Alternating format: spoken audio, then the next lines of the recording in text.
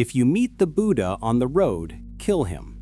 This is without a doubt the most shocking, violent, and confusing statement in all of Eastern philosophy. It sounds like the ultimate blasphemy.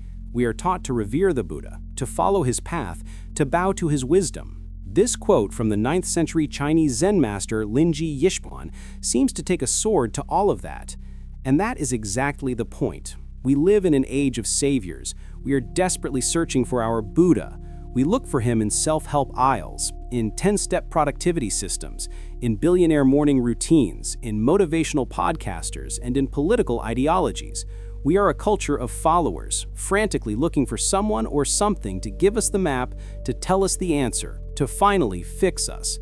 And this, according to Zen, is the ultimate prison.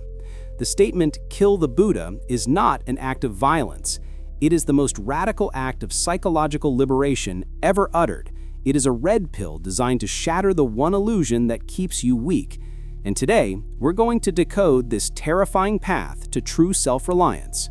First, you have to understand the man who said this. Linji, the founder of the Rinzai school of Zen, was not a gentle teacher. He didn't speak in soft platitudes. His job, as he saw it, was to destroy your illusions with a metaphorical stick. His students would come to him, desperate for answers. They would ask, "Master, what is the true meaning of Zen?" Or, "How do I find enlightenment?" And Linji would often just shout at them, or even hit them. Why? Because the very act of asking the question was the mistake. The student was looking for the answer out there, in the master, in a concept, in a word. They were placing a Buddha between themselves and reality. The modern psychologist Carl Jung called this a projection. We project our own inner authority, our own golden shadow onto someone else, a guru, a partner, a boss, and make them our savior. We give them our power, begging them to tell us how to live. Linji's shout was a shock treatment designed to break that projection. He was trying to wake them up, to force them to stop looking outward and to start looking inward.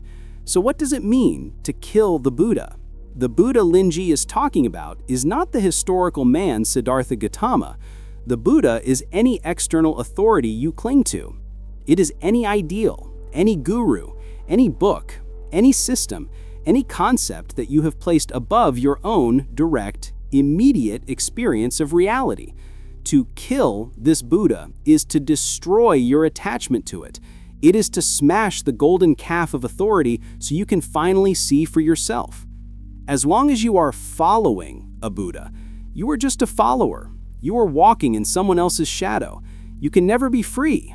You are, in the words of the philosopher Krishnamurti, a second-hand human. True self-reliance begins the moment you stop looking for a savior. The terrifying part is realizing how many Buddhas we worship in our modern lives, and this path requires you to kill all of them.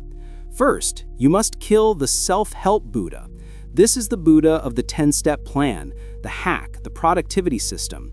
We believe that if we just follow the system perfectly, the atomic habits, the getting things done, it will save us. This is an illusion.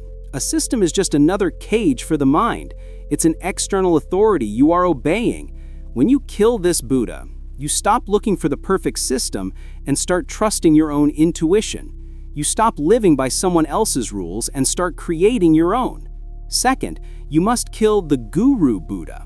This is the role model, the podcaster, the tech billionaire, the motivational speaker.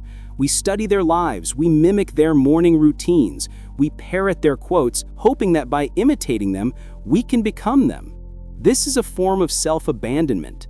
Linji would say, their path is not your path. When you kill this Buddha, you stop trying to be a cheap copy of someone else and find the courage to be the authentic, original, and imperfect version of yourself. And finally, the most difficult of all, you must kill the future Buddha. This is the Buddha you are trying to become, the perfect you, the healed you, the successful you, the enlightened you. This is the core of the self-help scam.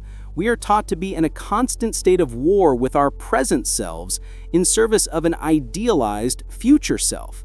We hate the me of today in favor of a me that is always just out of reach. When you kill this Buddha, you stop the war. You stop becoming, and you just are.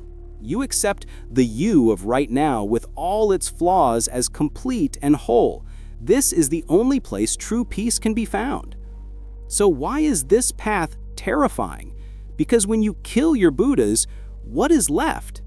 You, alone, in a void. There is no map. There is no guru to tell you you're doing it right. There is no system to follow. There is no perfect future self to chase. There is only you and the raw, unfiltered, moment-to-moment experience of your life. This is spiritual vertigo.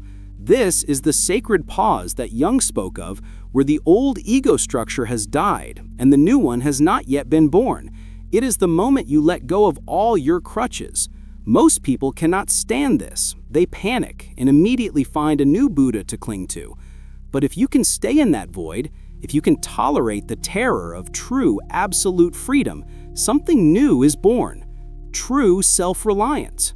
When you have no one to ask, you are forced to find the answers in yourself. When you have no map, you are forced to draw your own. The authority you projected to all those Buddhas comes flooding back to you. You stop being a seeker. You become a finder.